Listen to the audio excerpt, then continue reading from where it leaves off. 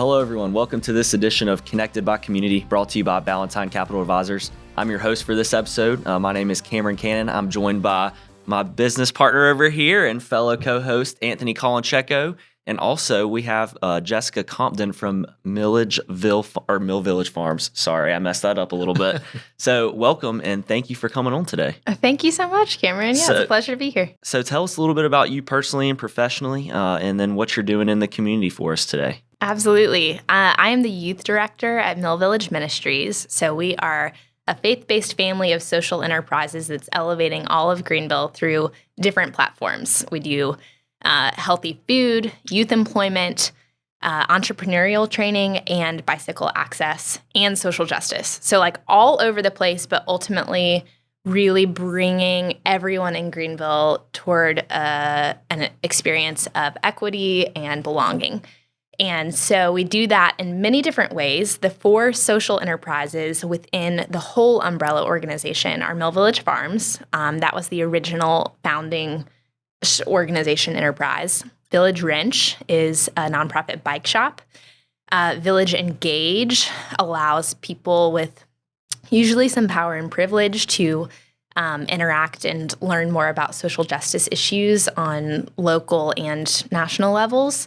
And then Village Launch is a kind of micro entrepreneurial training organization for mainly female minorities to really grow and birth a business that can generate wealth for themselves and their families. Wow, so this is a whole conglomerate of things going on. Whole thing. When we started, yes. I thought it was just produce, but we got a bike shop. We got so much equity and inclusion. We got everything going on. Everything, there's like 25 of us internally on staff, and so just scaling and growing. But when you extrapolate it and consider all of the different moving pieces, it's just very complex.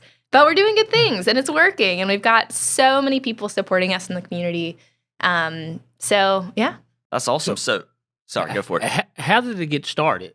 What was the vision? How did this come about? So our executive director is Dan Weidenbender, and he is a Furman alum, graduated in 2011, and in 2012, he went on a summer trip to the middle of South Carolina where there's a lot of poverty. And he just, on a very personal engagement level, experienced huge disparity in food access and food systems and just poverty overall. And he was like, there's got to be something that we can do about this. So back in Greenville, he recognized these food deserts that are located in all of the mill villages. So historically, Greenville was birthed and grew out of the prosperity of mills and these wonderful small little villages where a lot of the mill workers worked. And in the late 20th century, as industry left Greenville, a lot of those mill villages have declined to lesser prosperity. And so in those spaces, oftentimes fresh, healthy food is not easily available or affordable. And Dan saw that, and he also saw a lot of teenagers with plenty of potential, but not many avenues to be able to streamline or apply that. And so he just combined the two, and he said, let's use this land that Long Branch Baptist Church has gifted us to be able to work on and create local urban gardens. And let's also employ students in the neighborhood with their first-time job to develop those job skills, to learn gardening, which is just back to our roots as human beings. You know, we all need food. So it's kind of 2 birds with 1 stone. And community development really is always about asking, not just sort of how can I help? It's looking around at the assets in a community and seeing what people are already bringing to the table and using other power that they don't have in their assets to lift others up. So that's called asset-based community development, and that's how we started. And since then, Village Ranch started the next year, same kind of deal. Our tagline is "Fix Bikes, Make Friends," so it's all about just bringing the community together. And So we set up free bike repair, really very much like a tailgating situation with just a pop-up tent and some stands and hot dogs. Just come, be neighbors, but also let's make sure that your bikes are safe and maintained so you have a form of transportation. At the same time, we have these micro loans beginning to happen for potential entrepreneurs, and that eventually evolved into a whole training class where Community Works ended up providing the loan, but then we provided the education for what do you do with this? How do you really get your business off the ground?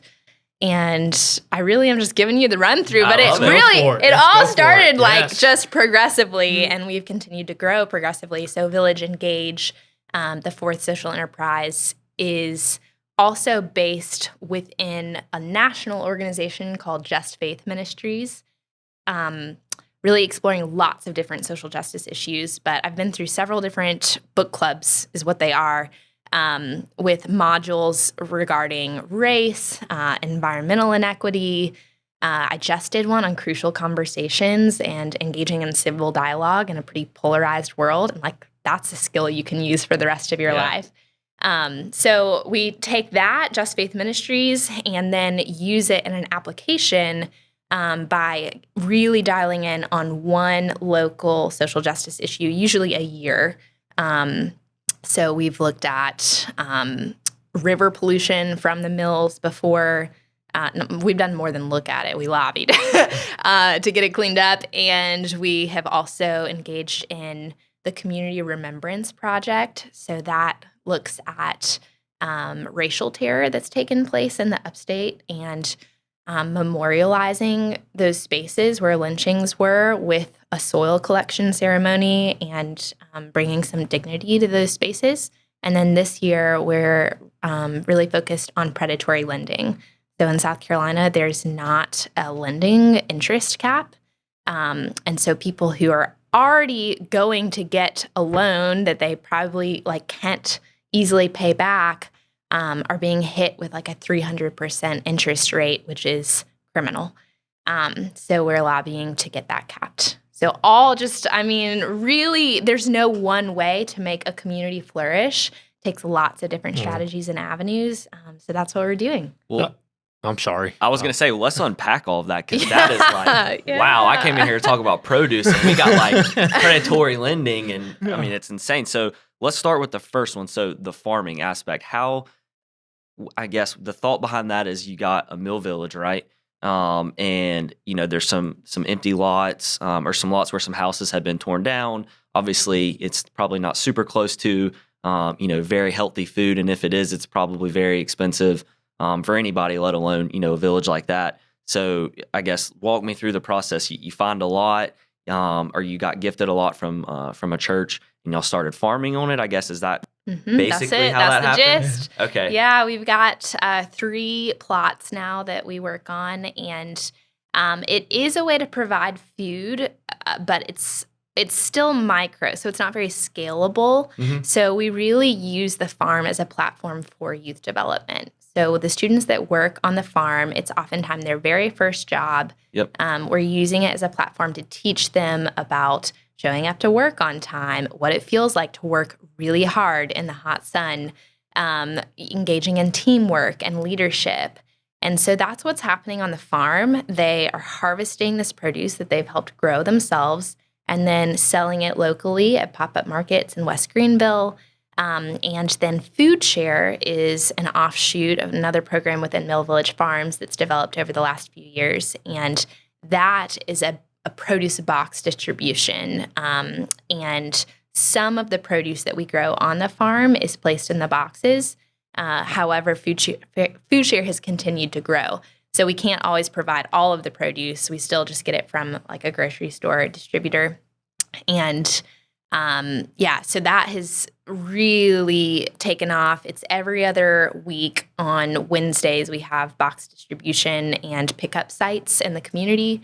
And we were an immediate provider during COVID. So what was just let's make sure that people have access to healthy food turned into this is a very, very critical need. So we amped up operations and started distributing every week.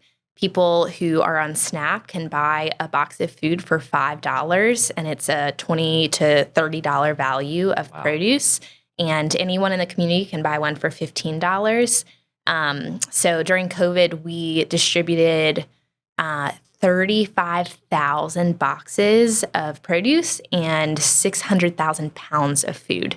Boxes of produce, pounds of produce. So that's a lot of food. So you said small, but that's not very small. That is not small anymore. So No. Everything, start small is the way to start a business. And then if it's working and you have the support both from people who are engaged in the program and people that are donors supporting the program, then you can scale and grow.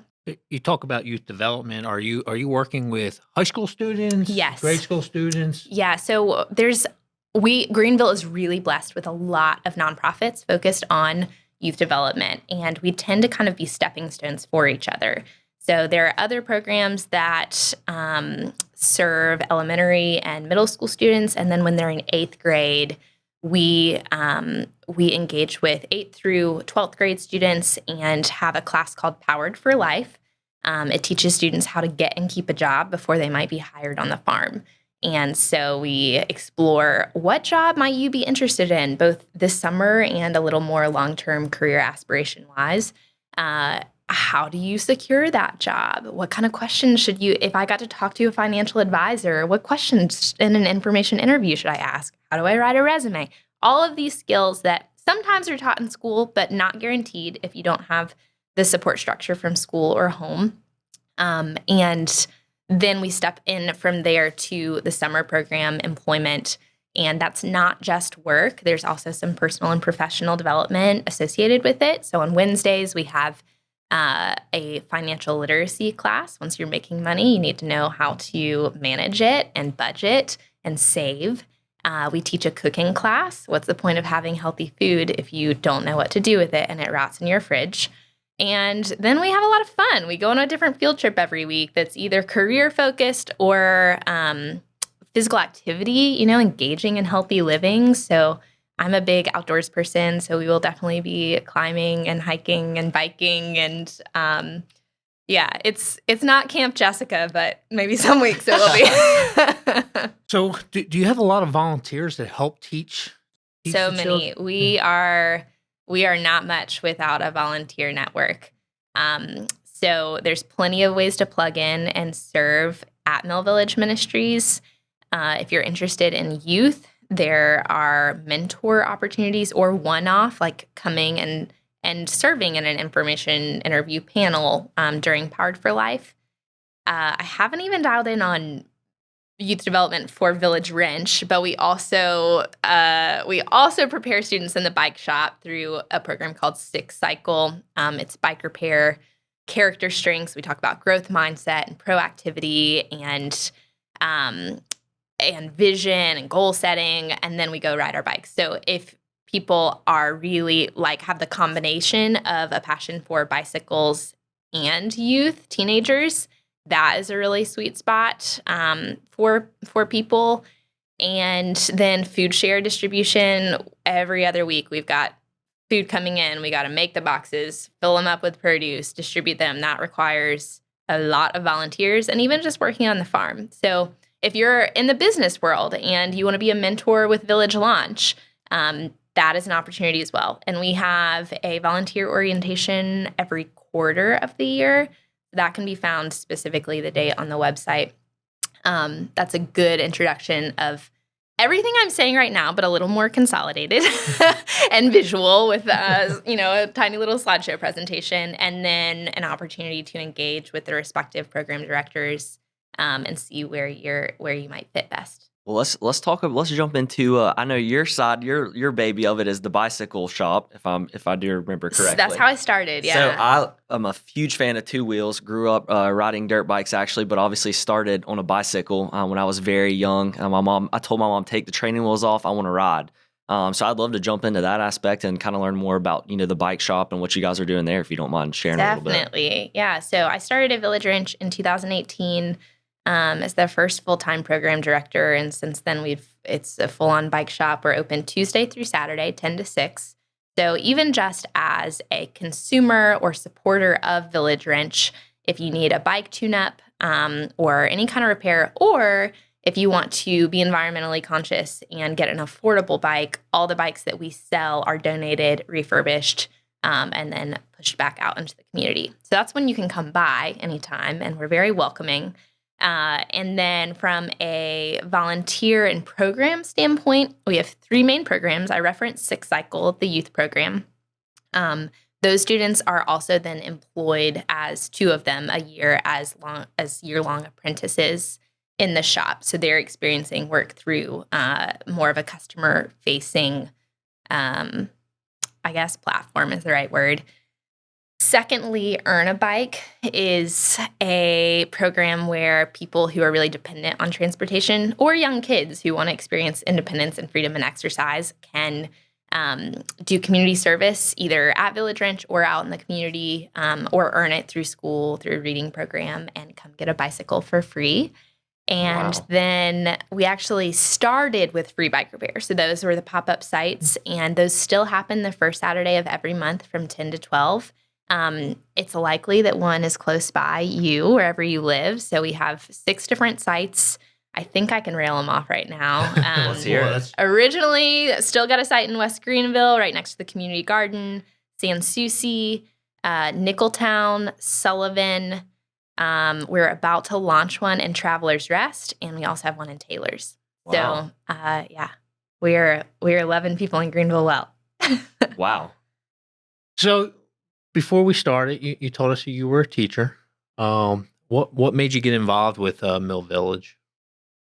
Well, I kind of just fell into it pretty providentially, so I'm really grateful for that. I taught 10th grade English for a year, and I really love teenagers, and I'm grateful I still get to work with them. But I'm quite a practical person, and I really care for people's well-being.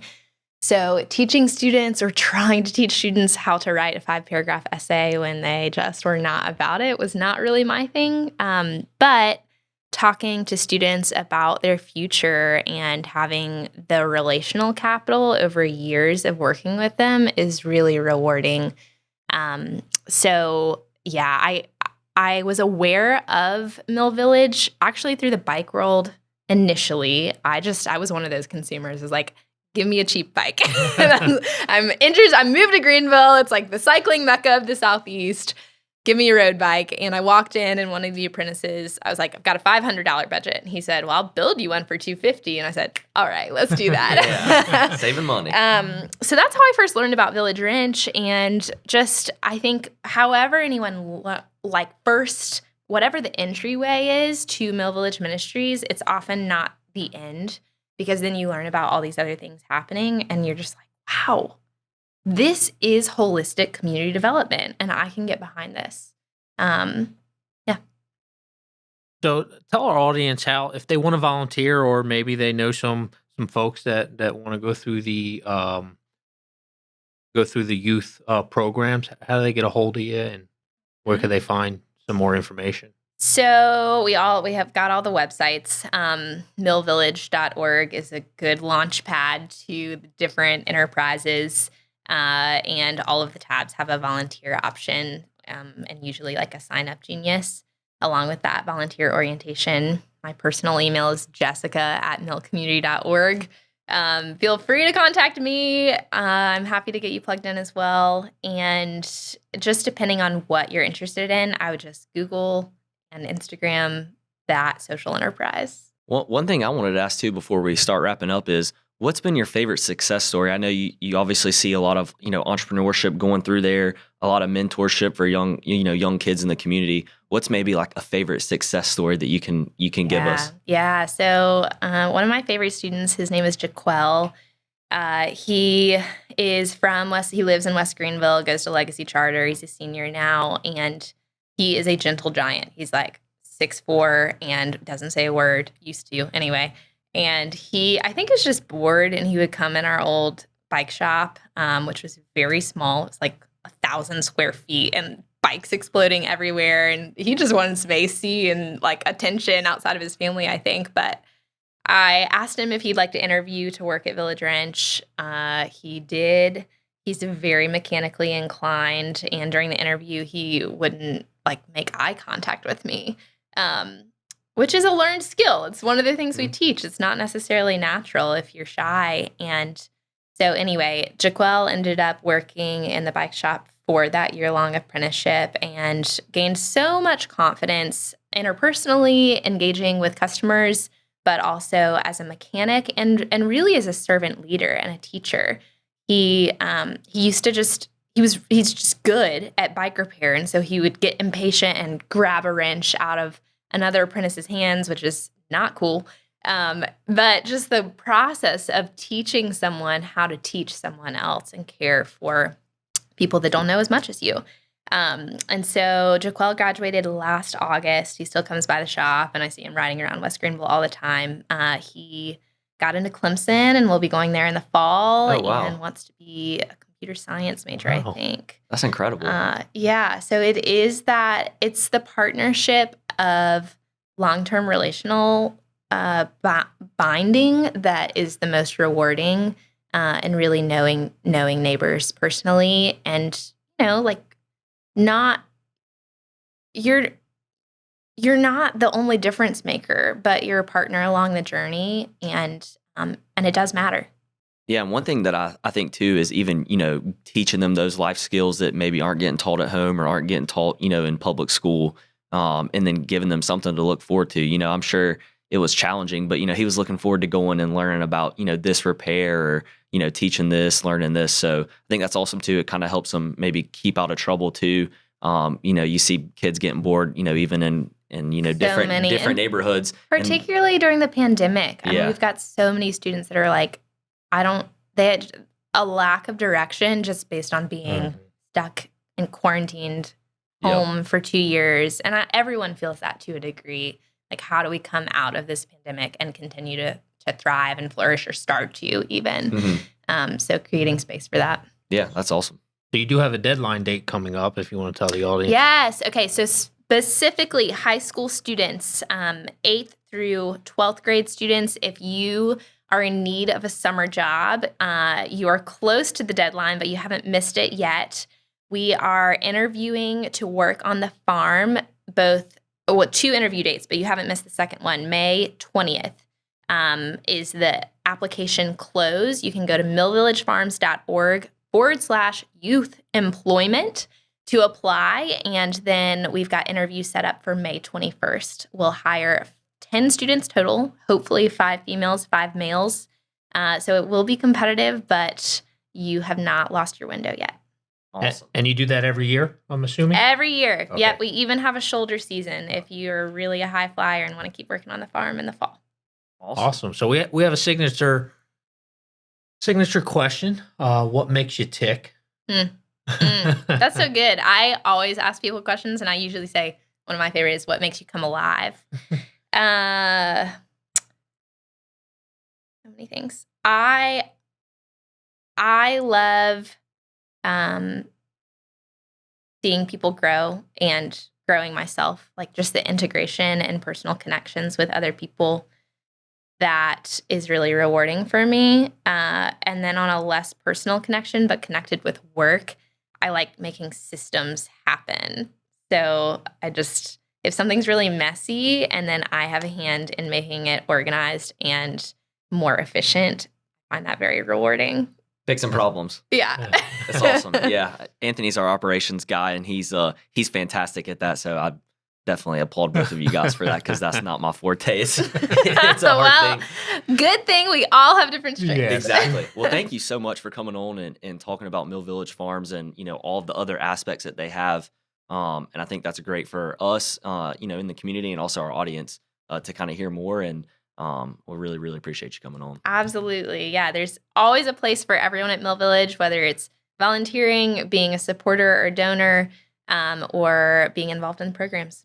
Awesome. Thanks for having me. Thank you. Well, thank you guys again for tuning into this edition of Connected by Community with Jessica and myself and Anthony, sponsored by Ballantyne Capital Advisors. Please be sure to like us and share us. We're on Facebook, Apple Podcasts, Spotify. We actually just got a YouTube started, so check us out, subscribe on that. And please tune in next time and look forward to speaking with you. Thanks.